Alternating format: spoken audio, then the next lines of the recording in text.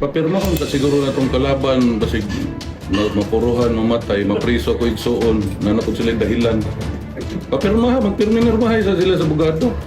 Mas mayo na. Puro mga sila isog. Kaya ko, manghagit ra po ko. Lain na ko hagiton, di ko manghagit na mga tagamay po na ng... Ang dami kongresista at politiko, gusto ng reservist rank sa armed forces, gusto ng arrival honor sa PNP, gusto ng rango sa Philippine Coast Guard Auxiliary, pero para pumirma ka, laban sa pumapatay sa tropa ng gobyerno, ayaw mong pumirma. Anong tawag sa ganyan? Dapat talaga ang palitan na ang yung, di ba meron silang parang scheme, yung may bagong buhay, di ba? O, dapat palitan na niyo yung kanta niyo eh. Ano ipapalito? Yung kay sino to? Si Anthony Castelo. Palma, kayo pala.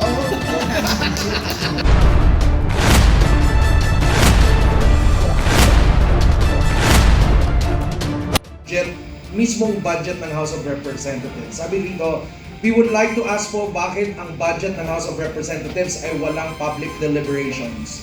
No presentation of budget, no scrutinization like other government agencies. We would like to raise the issue of excessive cash balance of the House. According to 224 COA report, may 27.6 billion cash and cash equivalents ang House of Representatives as of December 31, 2024. In 2023, it was 18.657 billion.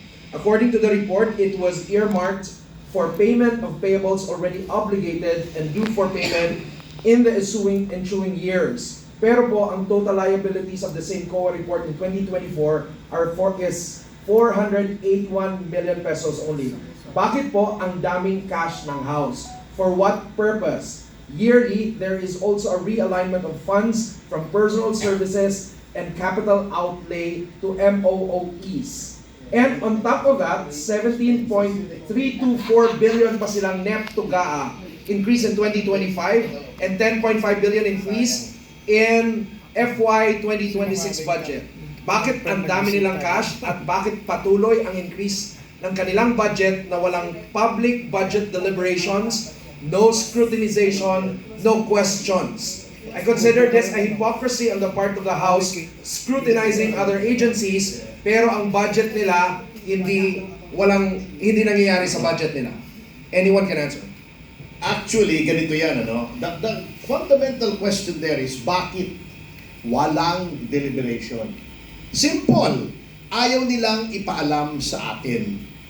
Case in point, the 2025 GAA was unconstitutionally certified as urgent. Can you imagine? Budget urgent. Anong ibig sabihin kung bakit may GAA deliberations? Kasi nga, ang legislature, ang guardian of the public purse, of the national treasury. Kaya dapat yan, binubusisi lahat. Tama yung sinabi ni Chairman Cardema. Binubusisi yan. Bakit ganito? Bakit ganon? Ito bang agency na to? Nagamit mo ba yung binigay namin sa'yo? Hindi mo pala nagamit? Bakit ka namin bibigyan ulit? Etong binigay namin sa'yo, bakit dito mo ginamit sa ibang purpose? Dapat makastigo ka, etc. Can you imagine that 2025 GAA was certified as urgent? What does certification of urgency mean? It means that you dispense with the reading, the first, second, and third readings on 3 separate days. Meaning to say, isang araw lang, pwede mo nang i-approve yung pending legislation. Anong purpose ng certification of urgency? Nagkakagulo. Di ba? Pag-declare ka ng national emergency by law, urgent yun. Lumindol. Nagkaroon ng the big one, wag naman. Kailangan ipasa mo itong supplemental budget in one day. Ang dami natabunan, ang dami nagugutom, walang tubig, walang kuryente, one day. Pero budget, urgent, di ba kinall out nga si Pangulong Marcos ni Justice Yulen in his budget, which is supposed to be subjected to the longest debate. Kasi unang-una, yan ang budget ng bayan. Pangalawa, isang taon a-applyan. At number 3, billion, trillion pa nga ang involved. So, bakit maraming cash? Iniipit nila yung cash. Bakit walang public deliberation? Napilitan lang sila. Eto, kung napapansin nyo, napilitan lang sila sa BICAM. Pero kung napapansin nyo, sino man nanood nung sa BICAM, nagtiyaga? Ako nagtyaga ako eh. Mag-a-adjourn sila. Bago magpupulong-pulong sila noon, magkukumpul-kumpul sila sa isang lugar. Hindi rin natin alam kung anong pinag-uusapan. Bago mag-re-resume, meron ng desisyon. Wala rin. Ila-live stream pa nila. Walang iniwan yan doon sa ICI eh. Merong guidelines for live streaming, pero umpisa nung na-create yung ICI noong September, itong taon ito, ilan ang ni-live stream na hearing? Isa! Exactly one hearing. Oho. Yun ang nangyari sa ICI. Pinaglolo ko tayo. Public daw, live stream, pero recess, private consultation doon sa bandang likod, kitang-kita naman eh. Nawawala sila eh. Nandun yung screen, hindi nawawala yung live feed, pero walang laman tong mga mesa, nandun sila sa likod. Then pagbalik nila, ayos na. Meron ng usapan, anong klase yun? How that decision has arrived, hindi natin alam. So, ginagago lang po tayo.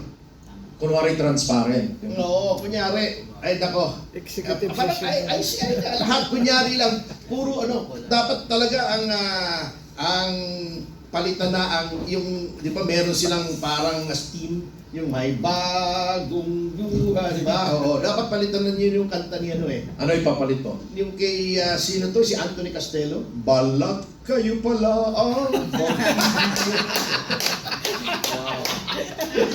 Balat kayo. Sir Cardena, you wanna add to this? Bingalin Balat, partner. Siguro, madagdag ko lang yung experience namin dyan sa house. Noong 2019, hindi agad kami nakaupo. Tapos may lumapit sa Sabi amin. mo bakit? Huwag na. Ibang diskusyon. Hindi agad kami nakaupo. Tapos may lumapit sa akin mga congressmen. Sabi, Kong na rin tawag siya, Kong elect ako nun. Kung benta nyo na lang yung Duterte yun, makaano pa kayo 20 to 30 million. Sabi ko, putang ina. Hindi kami nakikipag-away para sa pera. Wala nga kami pakialam dyan sa budget sa Kongreso eh. Gusto lang namin makipagdebate, magsalita, makipag-away sa mga makakaliwang grupo sa bansa. So yan ang nangyari. Pag-upo namin sa Kongreso, Vice Chair kami ng National Defense, yun ang tinututukan namin. Kaya tinutulungan namin mga kabataang Pilipino, wag ma-recruit ng NPA at ito mga taga-AFP at PNP. Tapos ang House Bill ng Duterte Youth Party List noong unang term namin, yung pagbabalik ng Anti-Subversion Law, Anti-CPP-NPA Act, na kapag ikaw nagtatransact, nangongolekta ng revolutionary taxes and everything, lahat kayo. O ikaw politiko na nagbibigay ng pera sa mga makakaliwang grupo sa NPA, kasali ka rin. Mga ganyan. Kinakausap na naman kami ng mga ibang kongresista. Kung, pasensya na hindi kami makapirma dyan eh. Sayang yung mga butanteng mga makakaliwa sa probinsya, marami yun. May ganun. Meron naman. Ronald, okay yan. Kaya lang di kami makasuporta kasi magrarally itong mga makakaliwa sa probinsya namin eh. Sabi ko sa mga kongresista, medyo radical kasi kami sa kongreso. Ang daming kongresista at politiko, gusto ng reservist rank sa armed forces, gusto ng arrival honor sa PNP, gusto na rango sa Philippine Coast Guard Auxiliary, pero para pumirma ka, laban sa pumapatay sa tropa ng gobyerno, ayaw mong pumirma. Anong tawag sa ganyan? Diba? So, layuan na naman yung ibang congressman sa amin. Nung second term namin, under Marcos administration, eto na.